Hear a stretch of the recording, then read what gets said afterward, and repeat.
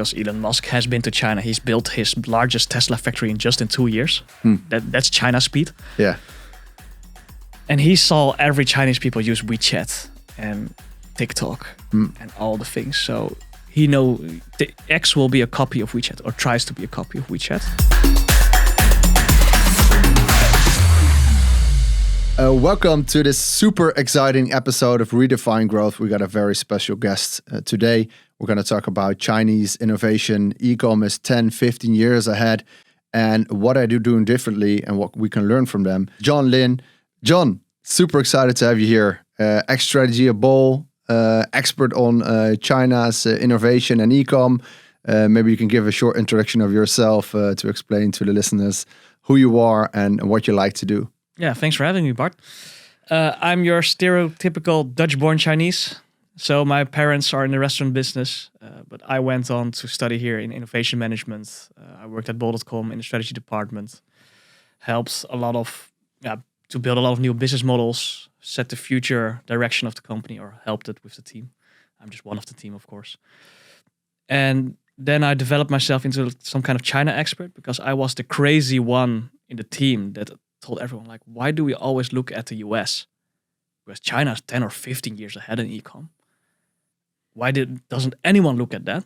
But then I noticed, it's far away, the culture is different, just finding someone on the web works different there, and the language is way too different.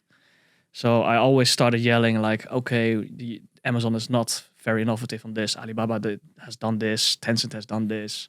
We should look more at those examples.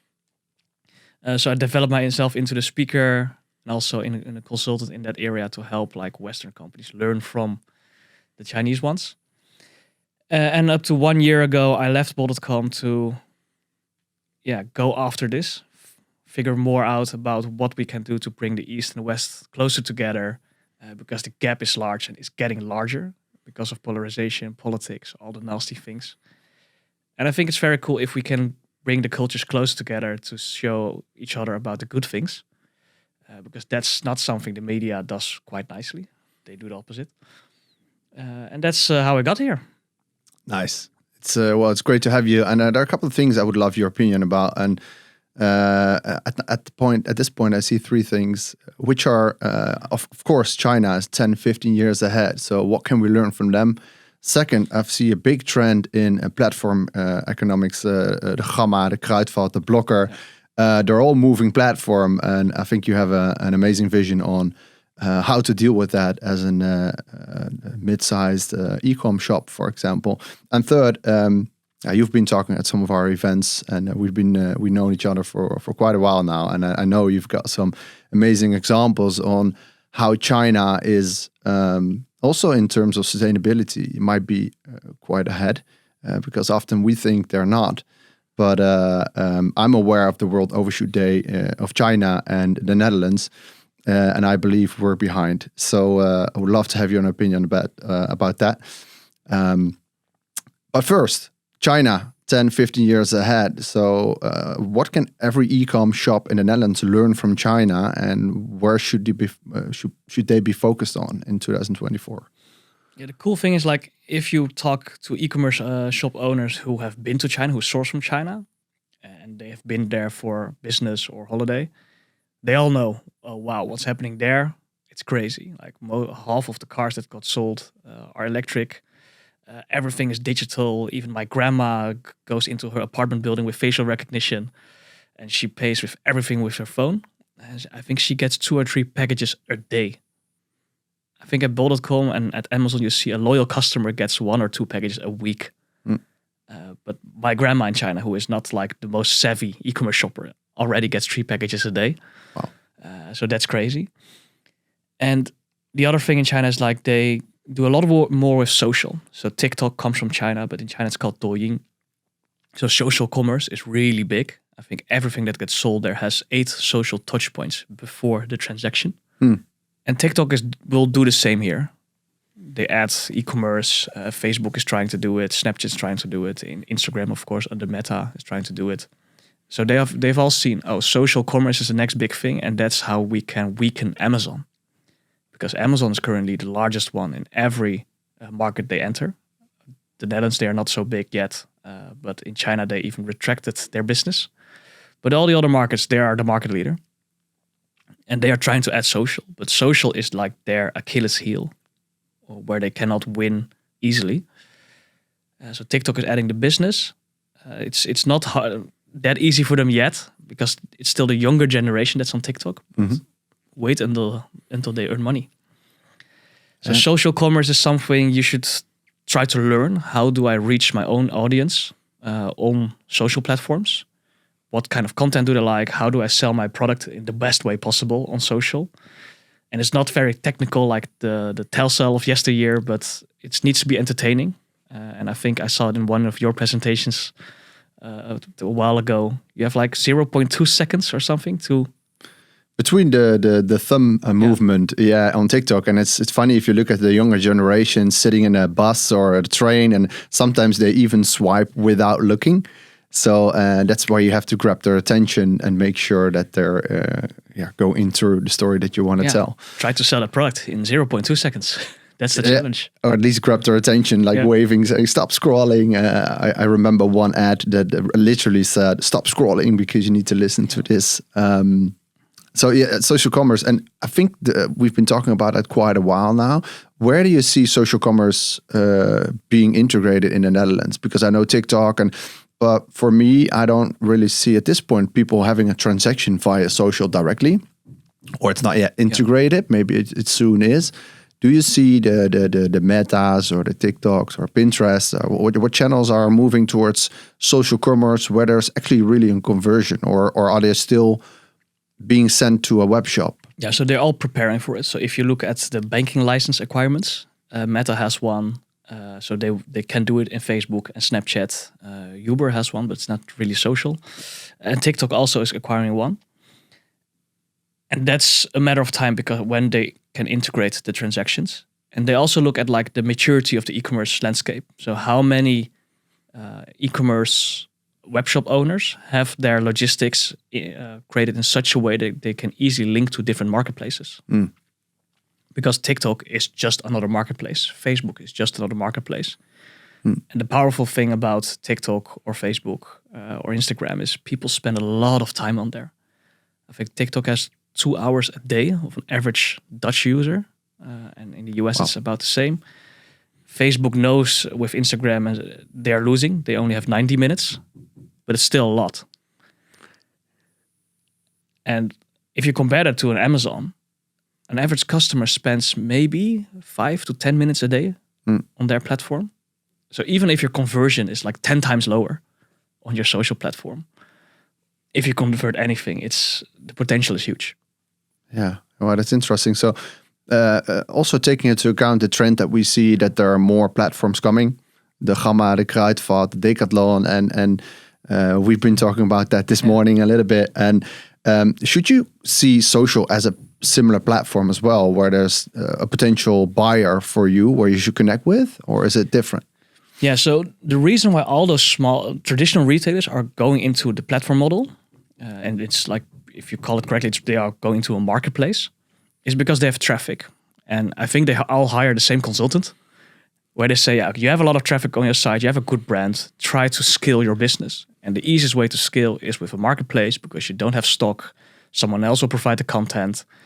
People are on your site anyway, so they can buy stuff from other people on your website, and you get like 10 to 15% commission. That's the story every traditional retailer believes. So Gamma does it, Blokker does it, Decathlon does it, Kruidvat starts doing it. And there are companies behind that who provide the software. So it's really easy to start. Only when you scale up at like a bol.com size, the software starts to limit you. But then you are so big, you can build something on your own. Yeah. So they all want to open up their storefront. It's actually what's happening. And they say to like the small, medium enterprise webshop owner, okay, hey, come to me. You can put your products in my storefront and sell it.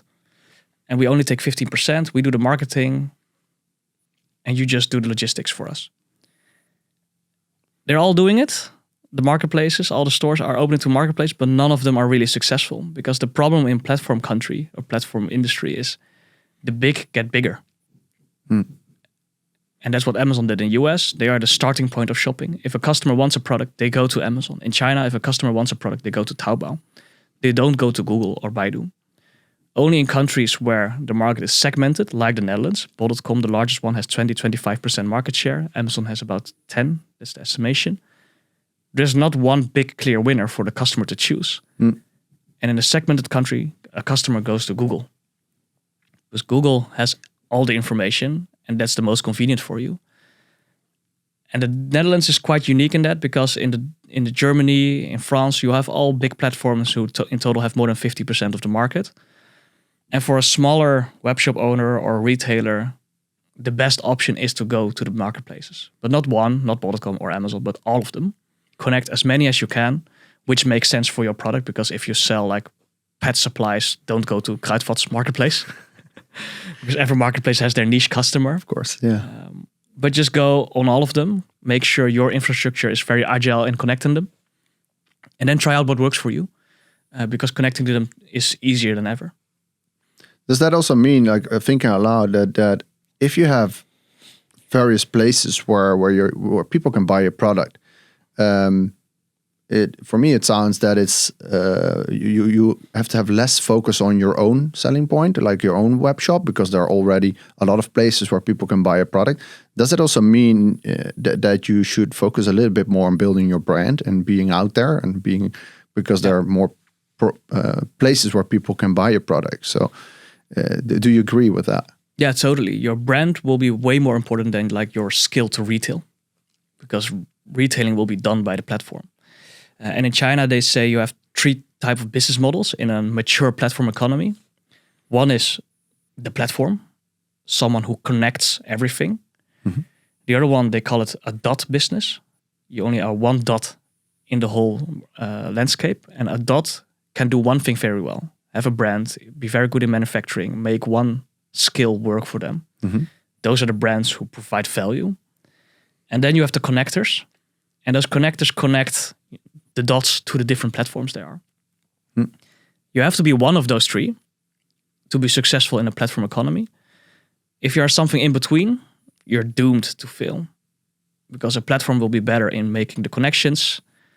A dot will be better in making your product. And a connector will be better in providing all the software services you need. Can you name an example of a connector for the people listening? Yeah, so in the Netherlands, you have 2 big ones, Channel Engine or Actionable. They connect, for instance, Pet's Place is someone who is very good in pet supplies, and they sell on bol.com, on Blocker, and Amazon.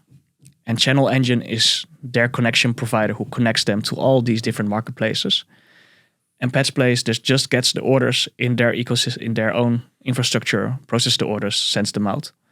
They still have their own web shop, because that's also a good brand. But they do what they're good at, and that's selling pet supplies. It was super interesting. So looking at the movement and the trend in platform economics and the change that e-com shops potentially have to make, what does that mean in terms of running your business? Because if you have your own product, your own web shop, and you get your orders in, you get your data in of your clients, and then you sell the product. But now there's a different journey of buying, but also a different journey of maybe delivering and selling. So how do you see how shops can deal with that? So from a shop owner view, you need to see the platforms in the marketplace as a way to reach the end customer. And also a way to learn from the end customer, because all those marketplaces, all those platforms give a lot of data back about what search terms customers use, what their profiles are, and what type of things they like. You can use this data to increase or improve your offering.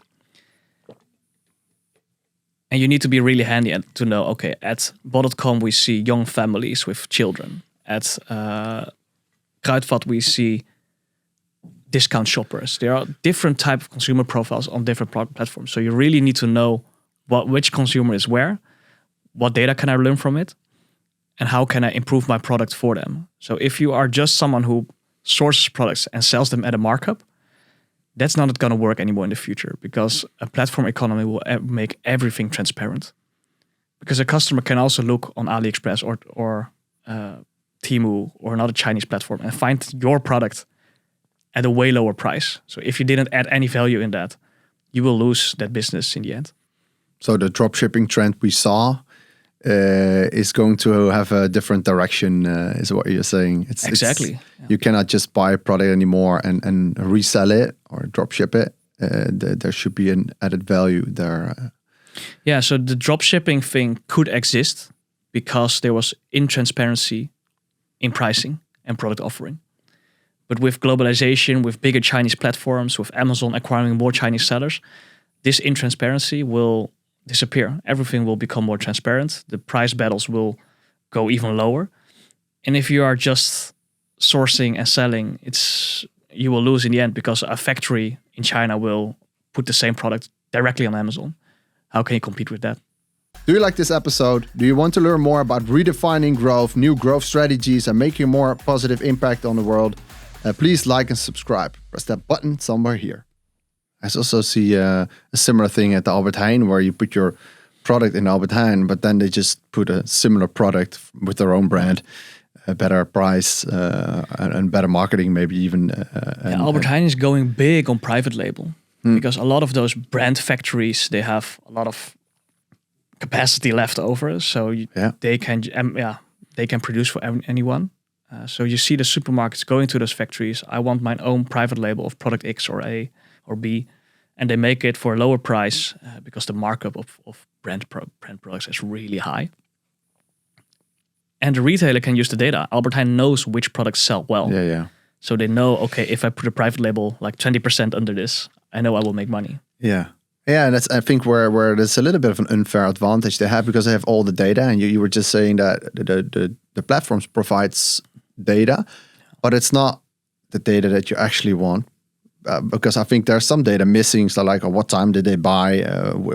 Who is that person? How can I build up a profile? Because they only give you the data that they're willing to give you. But I think there's also, they also should be aware of the position that they have as a platform and probably want to keep a little bit of the data to themselves just to make sure that they don't give away too much. How do you see that developing? Are they going to give more data available to the retailers or less? Yeah, it depends on when you look at what platform, because Amazon has been known for making a lot of Amazon basics based on the data on the platform. In Europe, they got a big fine and there will be regulation because that's a big unfair advantage because Amazon makes a lot of money on those basics.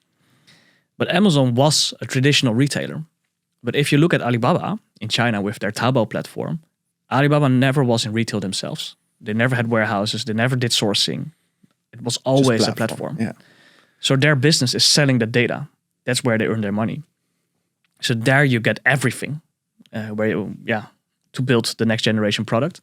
They even have the Tmall Innovation Center. That's like their consulting business, helping big brands making their next offering. Interesting, yeah. And even here in the West, you see Chinese companies being successful. I think one of the big success stories is Anker from the power banks and the chargers. They are a platform-only brand. They became big on Amazon. They just look at the data. What do people search? Like if they want a power bank, how much capacity, which charging plugs do they need? And the chargers, how much capacity do they need? Which colors are nice? And based on these profile data, they make a power bank. And their channels are extremely short. So a factory produces them. They put them in the Amazon warehouses. They put some money on advertising on Amazon. And then they go. Their supply chain is so short. They can make a new product like every 1 month or 2 months. There's almost no channel inventory. And they're super agile. And you see a lot of those platform brands on Amazon from Chinese offerings. You see, I think, the Xiaomi robots, vacuums. Seen that. A lot of smartphones are designed this way right now from the Chinese make. So every Chinese electronics company, you see them develop their products in this way with the data they can get from Amazon. Interesting. And we have some partners where we work with some smaller e-com brands who are also thinking about, how can we get more products in our shop? And obviously you want to use some data there and look at search trends and look at trends in different countries. And are you saying that you could potentially use the data from the platforms as well? Is that something that could be available for smaller brands as well? Or? Yeah, totally. You should, and it is. You have like software platforms that help you with it. So for Amazon, they're called Jungle Scout or Helium 10, And if you use them in the right way, you can get a lot of valuable information from it. On bol.com, you have tools like Riley, Bolu, 5x. So you have all like ecosystem software providers around the big platform who create these cool software tools for like 20 to 50 euros a month. And you can get going. One cool example, I think, from the Netherlands is Fruit Fly Ninja. They do pest control. They have like the small bottles you put in your kitchen and it catches the fruit flies. Oh yeah. But that's why they started. But then they added a lot of more products and they rebranded themselves to Super Ninja because they have now like stickers you put in your flower pots which catch different kind of flies, ant control, bee control. They have all different types of pest control products right now. And they develop those products with the search terms. What do people search? How's the offering in that category? Is there a clear leader in that category? Okay, there's not. What's the average pricing in those categories? And then they just figure out what does the customer want. They check out the reviews of the competitor products, like what's missing in their offering. And then they develop a new one. And they are really successful. They only sell on Amazon. I think it's one of the big Dutch success stories of how a small team can be globally successful with just one niche of products. Yeah. And they work really data-driven. Great example. I had Anouk Muis here in the podcast a while ago, and she said Google has been an AI-first company for, I believe she said 8 years or since 2008, at least for a long time already. I think people now, since last year, are aware a little bit more of AI, but it's been there for quite a while longer. Are you saying that maybe more web shops should be platform first, or at least have their focus? Because now talking about it with you, saying like use the search terms, look at competition there, use the data from reviews and scrape that and get insights from it. It's a different game than running your own web shop. Are you saying that this is a trend they should really look into?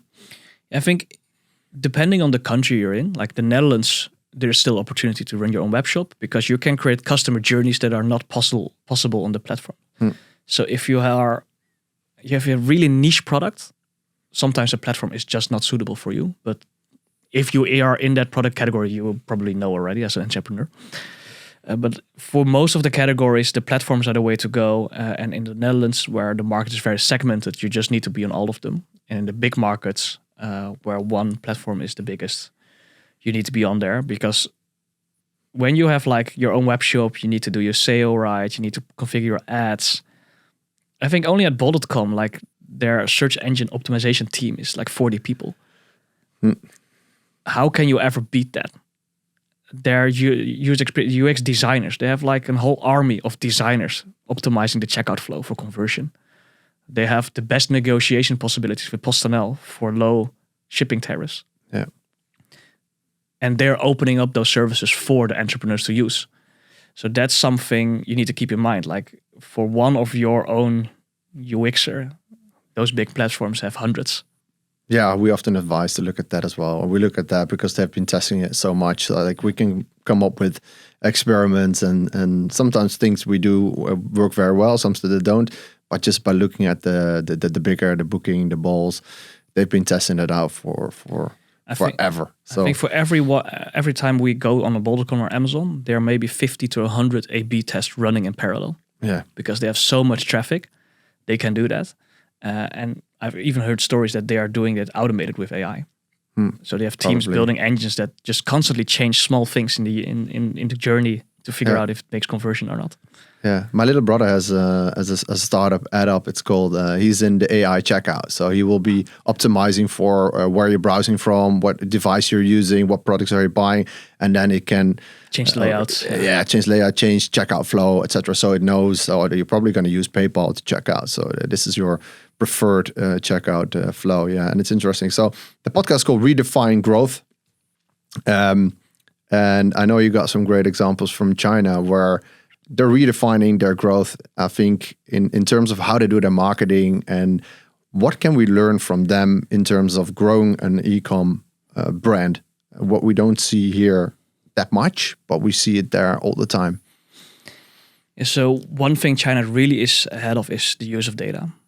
Because they have the big platforms, because they have the social platforms, they are really extracting a lot of data to iterate their product development.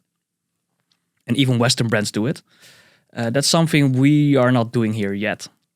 So I think Timberland in China, they have a whole offering of sustainable products, sustainable shoes.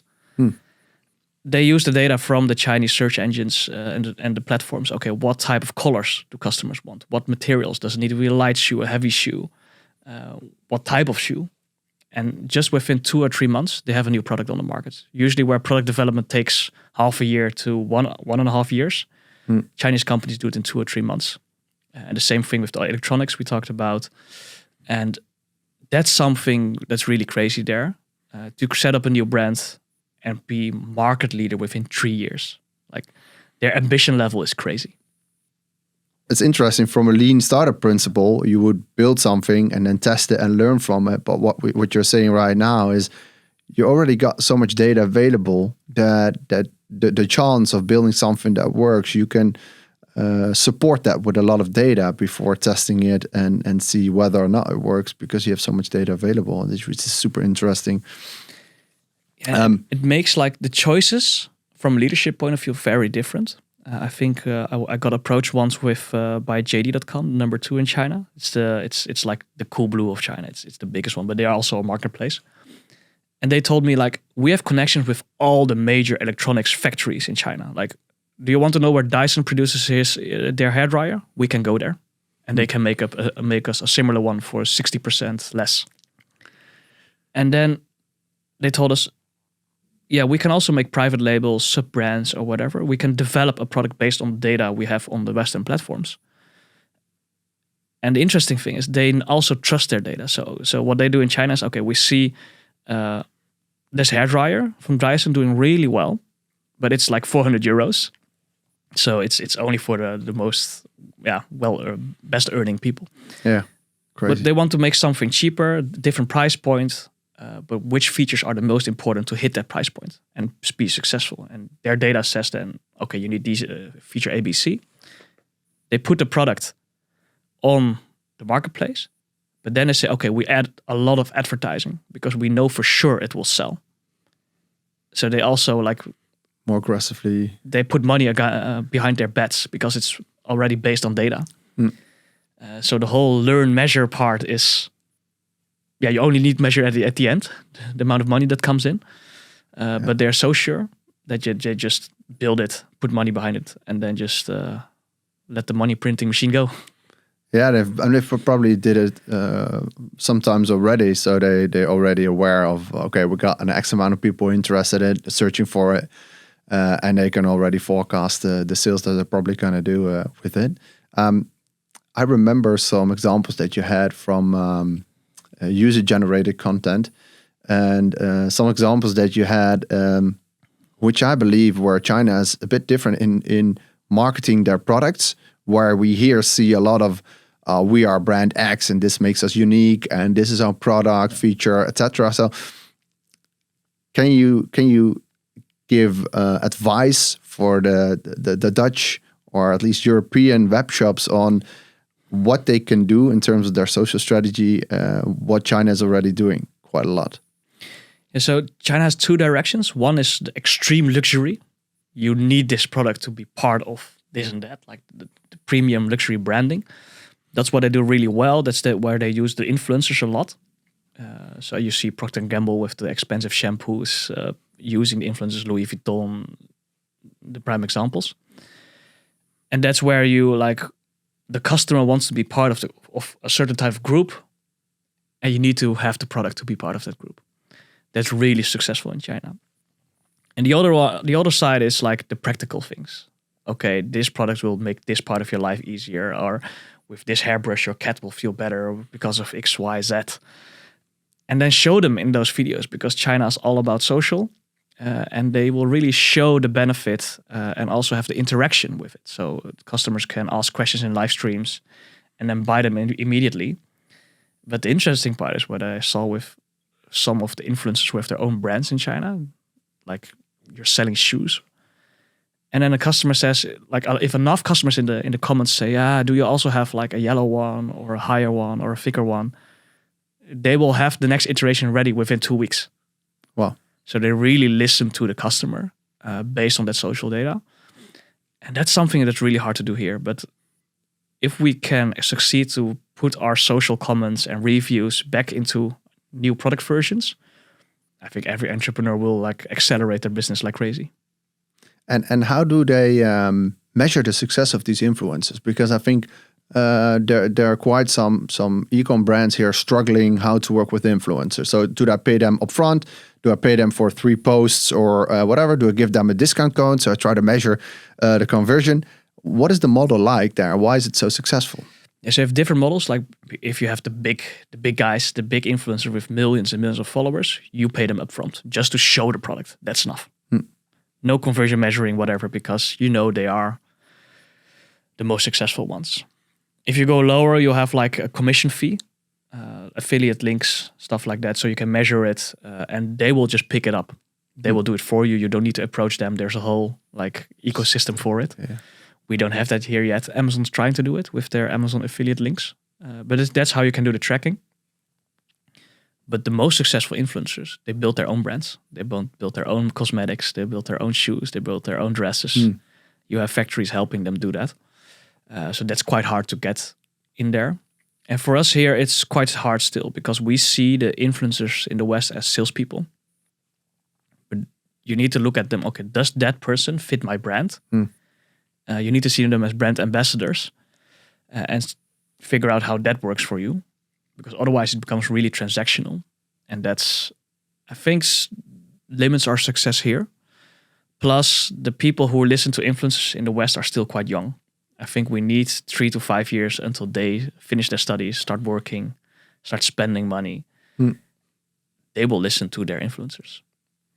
That's interesting. I'm also wondering when there's a LinkedIn influencer platform coming, because you now see it a lot on TikTok and YouTube and Meta, but I believe sooner or later we're going to see it on LinkedIn as well, influencing people with even B2B products, right? Because it's now very a consumer-based strategy, I guess. But I think we're going to see it in B2B as well. Yeah, I think X will go there. Because Elon Musk has been to China. He's built his largest Tesla factory in 2 years. That's China speed. Yeah. And he saw every Chinese people use WeChat and TikTok and all the things. So he the X will be a copy of WeChat or tries to be a copy of WeChat. So he will adding payment functionality. He will be adding shopping functionality. He will adding stock trading functionality. It will go on, but it will take a long time to have everything. Yeah. And I hope he does not lose all the customers along the way. Do you have paid account? No. No, me neither. So he will try to emulate what WeChat has done in China, because it's like omnipresent. It's really everywhere. You can use it everywhere. It tracks the data everywhere. And you also see like Tencent, the mother company of WeChat, they sell that data to for instance, Dyson. Dyson comes to China. I want to open 100 shops. Which streets are the best? Where do the rich people live? And Tencent provides you like with statistically anonymized data, but go to these streets, build your store there. And we will help you with the promotion because we can reach those customers. Yeah, I think Meta is moving that direction too, right? Because I've seen some testing with the marketplace that suddenly popped up in my Meta. I'm not that often on Facebook anymore, but I think they're looking at China as well. Mark Zuckerberg, his wife is Chinese. He speaks almost fluent Mandarin, so he's a lot there. So he also knows what he's doing. Yeah, step by step they're moving that. It's funny because I think I did a LinkedIn post about we built a WhatsApp automation in the past where we didn't use the business WhatsApp because it didn't exist yet, but we automatically send WhatsApp messages so brands could inform their and not like a newsletter, but really providing value. And now I think WhatsApp introduced channels where brands can actually have like a newsletter. I'm wondering how that's going to work, but I think when WhatsApp was sold, they promised not to use it in commercial and not use the data. But did you believe that?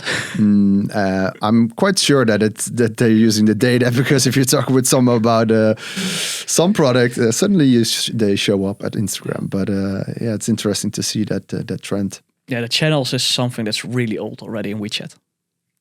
So you have the channels for brands. If I go to Luckin Coffee in China, so that's the main competitor of Starbucks, you cannot sit there. You cannot order from the store. You have to do that in their app, and that's on WeChat.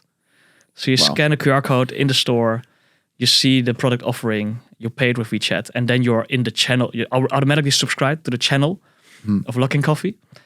I think I get spammed twice a day about new coupon codes with discounts. I cannot unsubscribe. I cannot find the button. It's really irritating. Yeah. And a great example how it should not be used. Yeah, but they are really successful. I think they have more stores right now than Starbucks in China. And they do delivery within 15 minutes. Wow. So your latte macchiato within 15 minutes on your desk. That's quite cool.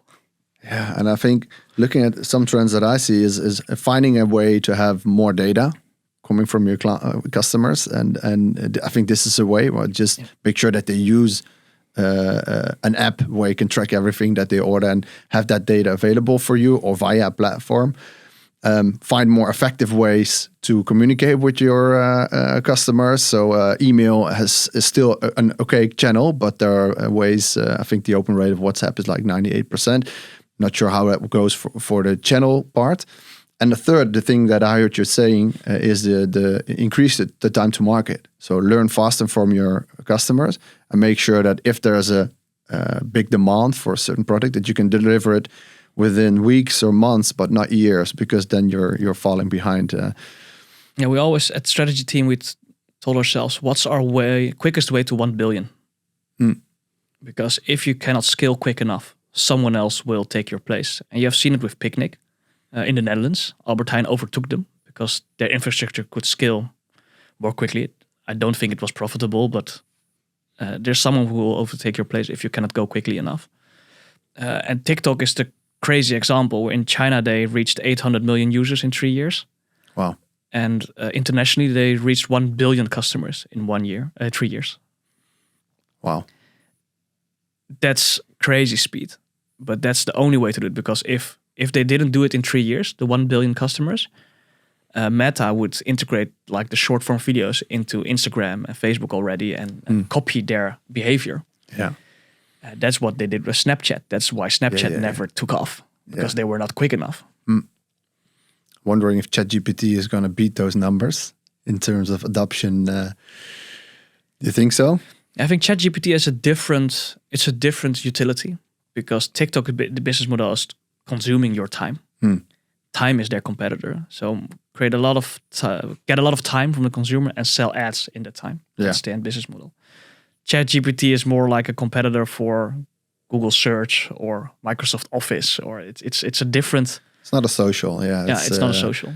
But the adoption time is, I think, 100 million users in 5 days or something like that. Crazy. And they crazy crushed the time to 100 million. Yeah, it's interesting. But there you see they couldn't scale because they hit some limits in their infrastructure.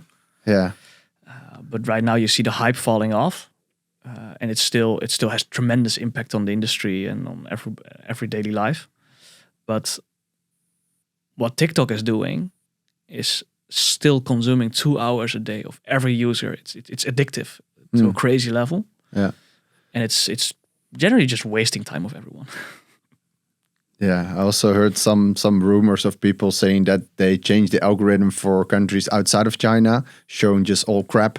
And then within China, they show a lot of types of content where they you should become a doctor, you should become a professor. I'm not sure about the truth about that strategy. Yeah, it's interesting. It's interesting how we look at the issue, because here we see, it's the company that chooses to do something, but in China, it's actually the regulator. The regulator has rules on what type of content should be published, how many hours a child should be on those platforms every day. So there's a lot of regulation. Is there a cap on it? For gaming is the one interesting thing. Kids under 18 in China can only game 3 hours a week, and only on weekends. And that's only the regulation for China. Only for China. So platforms open. Tencent is the biggest gaming company in the world, and all their games in China are regulated this way. Wow. And I think 2 weeks ago, in the last week of December, there was a new regulation. You cannot give incentives anymore for daily logins. So no points or loot boxes. The loot box content should be transparent. So no more gambling on loot boxes. The spending cap should be monitored and transparent to the regulators. And every game needs to be approved by the regulator. So they are actually trying to stop the gambling in games because it's much like gambling, but you actually don't get any money back. So they're trying to fix gaming addiction. But this is regulation. This is not Tencent. It's very not beneficial for them. Yeah, maybe they should start to regulate it here a little bit more as well. Yeah, to protect the kids. That's what they say there. And it's also same for social because China has quite some rules about what type of content kids can see or cannot see. And they have like parental control modes. And I think when you listen to the US hearing for TikTok, they said, yeah, why do you do it in China, not here? Yeah, because there are no rules in the US. You need to make the rules and then we will do it because we have the technology. But from a business point of view, you just want everyone to spend time on it. Yeah, as much time as possible. Yeah. Hey, in this Redefine Growth podcast, it's about redefining growth. Growth is often about maximizing profit and growing businesses, which we obviously like a lot too. But it's also about making a positive impact on people and planet. China has ahead 10, 15 years in terms of e-com. How far are they ahead in terms of sustainability and what can we learn from that? Yeah, so China can be characterized by a lot of ambition. So if you look at the leadership of the companies, they are super ambitious. Like they set like the big, hairy, audacious goals, but they do it better. And one thing that Alibaba did, I think 2 or 3 years ago, they said we're going to reduce our scope 3 impact with 60%. Alibaba does around 50 to 60% of all retail in China. So scope 3 is like the whole retail industry and all the factories that produce stuff like for them, the cars that drive around to deliver the packages. So they want to reduce this scope 3 impact by 2035. But if you look at Western companies, like if you ask Amazon or Walmart or Albert Heijn, like, do you want to reduce your scope 3? And you cannot find anything definitive about it. They say, yeah, we will reduce it, whatever, but no one has set a hard goal. But if you look at those Chinese companies, they are really starting to do it. They have a lot of renting, leasing models. They are not afraid to disrupt their own business models. They have like loyalty programs which award you with trees if you buy more sustainable products. And Alibaba has planted 600 million trees in the last 5 years. So it's crazy what they do for leadership on that front. More than the half of all the electric cars produced in the world are Chinese. So even on electric car production and from the people side, the consumer, they're also changing really quickly. I think last year, 2 viral hashtags on Chinese social media were hashtag save 100% by not buying anything. That one was targeted at fast fashion. So Zara, H&M, they're closing a lot of stores in China because it's not going well. Chinese are looking for more quality. And the other hashtag was, instead of, I think 2 years ago, you had hashtag revenge spending. It was after COVID. Spend the money we've saved all up. But now the trending hashtag is hashtag rational spending. So let's not spend that much more money. The economy is not doing that well. Earth is not doing that well. So you see a lot of trends changing from the consumer to do something better. And the brands see this data from the socials, from the platforms. So they're also changing their product offering to go on that. Interesting. We once did a period of 3 months at Sprints and Sneakers where you could get points for not buying clothes, or actually like points minus for buying clothes. And it's actually quite interesting that if you have your period of, we did 3 months and we then exchange clothes as well. If you don't buy clothes for 3 months, you actually become aware of the fact that you don't have to buy that many clothes, or at least buy higher quality clothes, which last longer, and or secondhand clothes. And it's funny to see your colleague wearing your sweater a month later. So like, hey, is that my sweater? Yes, it's my sweater. So that's interesting to see, and it's maybe a habit we should change a little bit more. Yeah, and the power of the consumer here is really strong, because I think in China, H&M closed 300 stores. Wow. So it has a big impact on them. Do you see that here happening too in the future? I hope so. I want to see it happen. Yeah, and how should brands deal with that? So if you're a fashion e-com brand right now, and this is something I think we both see happening right now, how they're supposed to deal with that?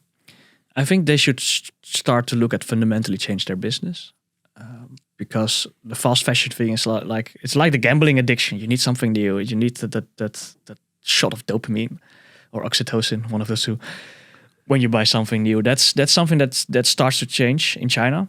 You have like their secondhand platforms are like really next level. So if you sell something secondhand on Xingyu, like their largest secondhand platform, someone comes pick it up.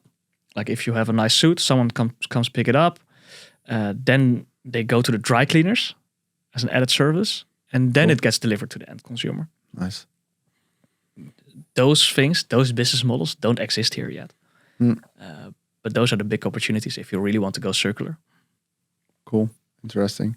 And there are probably quite some entrepreneurs and CMOs listening right now. So what are the three things or you would recommend them to do in 2024 to become more successful with their e-com brand? Dream bigger. Like really bigger. Dream China big. And what does that mean? Because I know what it means, but maybe for the listeners, big also means more impact. So not only big in numbers or in profit or revenue, but also big on the impact on society. That's something that we lost here along the way. So like Alibaba said, we need to make business easy for everyone. So a small business owner should be able to fight against a Coca-Cola, a big multinational. That's something quite hard to do, but their platform makes it possible. So what's your bigger impact next to profit and revenue?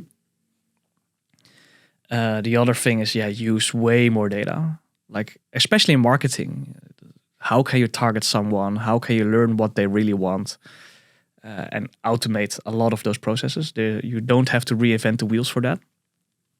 Yeah, what you were saying is also not only your own data, but look at data from different sources like platforms and obviously search trends and all that stuff. Hashtags, whatever, yeah. Use more data. Only besides, we're already happy if a client has a segmented database and know which type of clients buy what. But then they're already like a step further than most of the brands. But there's so much more to use. Yeah. Yeah, you can be really agile. Like actually, you should organize your organization like an AI algorithm that constantly learns from itself. Then from a C level, you only manage that automated program. Cool. But that's how Chinese companies like steer themselves. Yeah, I think last thing is try to be aware of the big Chinese trends coming here. So social commerce is coming, but it's slower in gaining traction in the West. But we really need to learn how to use it in our advantage, because if they are successful, and the risk is really high because TikTok and Instagram, they have 90 to 120 minutes of your consumer per day. So they will have the power, they will have the access to the consumer. And you want to learn what that means for you and how you can capitalize on that. Cool. So 3 things. And one thing to add to the longer vision and the positive impact, you once said they're looking ahead like 50 years, or sometimes I ask entrepreneurs to come up with their 100-year plan and they tell me, yeah, but I'm not alive anymore. I say, yeah, exactly. It's not about you. It's what you leave behind and what you can contribute to this world and to the people that are living on it. So really love that. Using more data from not only your own source, but other sources, reviews, hashtags, platforms, etc. And third, looking at Chinese examples. And do you have an example of some brands that you think are doing really well that everybody should look at? The car industry is a very cool example. No one saw them coming. So BYD overtook Tesla as the major electric car producer last month. And I think 5 years ago, if we asked anyone, like, what do you think of Chinese cars? Everyone would be laughing. But it really changed. And the same thing is with smartphones. Huawei was really big. They were at the point of overtaking Samsung, but then Donald Trump came around. But you have a lot of different Chinese brands coming on the market. Oppo, Xiaomi, OnePlus. They have all become big names. And that's something we see from the electronic side, I think most of the electronics we buy are Chinese brands without us knowing it. So they are overtaking every major electronics thing. Fashion has still a long way to go. But you see in China already, like Nike, Adidas, Puma, they are struggling. China has created their own brands with their own like comparable marketing strategies with ambassadors, sports leagues. That's changing really quickly. So China is moving into the luxury branding stuff. And that's something that will be coming here. And they are really adaptive. They know how the platform game works. They know how the data game works. They can iterate crazy quick. So that's something we should be aware of, that there are competitors on the eastern side of the world that can move really quickly. And that those guys have dreams like, okay, I want to be the market leader within 20 years. And you see TikTok like getting 1 billion users in 3 years' time. So it's not crazy to see something change within 5 years. Yeah, it's interesting. Is there something from these brands, Xiaomi and BYD, that we can learn what they're doing very well and how they become that big? Chinese like to compete on price first. So that's where their long-term vision and long-term business case comes in. So Xiaomi famously said, I only make 5% gross profit on my products, but I want to earn money on services. And I think like an electronics veteran from where I worked before told me, we as Western consumers have learned that like buying a robot vacuum costs us around 700 euros. Like all those Western brands have learned is that something should cost so much. But then a Chinese player comes along, like we can offer the same thing for 300 euros. And then we think, oh shit, the quality cannot be that good for 300. But then we use it and it's actually quite as good or better. And then we are amazed, oh wait, we've always overpaid for those products. And the Chinese are happy to sell at 300 because they make it so they still have margin and they have scale. And then things will get interesting because they have lower pricing, good quality, they have good software. They are really good at the software part because everything is software these days. And then they're really aggressive. Just they push the marketing, they push the cheap product, and that's very hard to compete with. And the same thing is happening on the retail front with Temu. It's from the Chinese Pinduoduo. That's the number 3 in China. Yeah, if you go on Google and search a product, you see or AliExpress or Temu, or maybe Amazon and Bol.com and Coolblue, but they are spending so much on ad spend because they don't need to earn money the first 5 or 10 years. And that has to do with the long-term vision as well, right? Yeah. Just gain market first and then try to figure out how to get the 5% gross margin. Exactly. So that's like building brands. They are not as good as we in the West are, but building an aggressive business model, that's their game.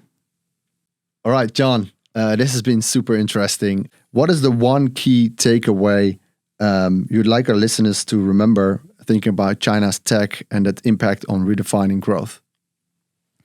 I think the most important thing to take away is to think about how the world should be different because you're here, because your business was here. So within 50 years, how's the world a better place because you have done your thing with your team?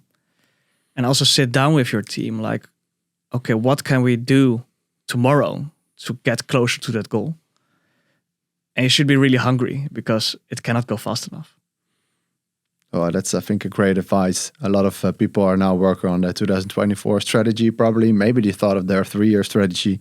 But what you're saying is add some more visionary stuff to it and really dream big how you can make a difference in the world. And I believe that is a perfect fit with redefining growth because we should use our business as a force for good. Thank you so much. This was an amazing episode. Very interesting to learn from you, from China, e-com brands. And I think people will love this episode. So thank you so much again. My pleasure. We got a little present from you. It's a very original Sprints and Sneakers hoodie. Is it minus 1 point now for me? It's not minus 1 point. I hope you like it. It's actually only for people from our team and guests from the podcast. So if you see someone wearing it, you know, oh, he was a guest in the Redefine Growth podcast. So thank you so much. Awesome. Thank you for having me. For people listening, if you like this podcast, please like and subscribe. There will be more interesting episodes with amazing people like John Lin. Next up is the head of growth of Easy Toys, Patrick, who will be talking about the growth trend Easy Toys went through. They're one of the fastest growing e-com brands in the Netherlands, and he will explain you how he did it. So looking forward to see you next time. Like and subscribe, and hope to see you soon. Bye-bye.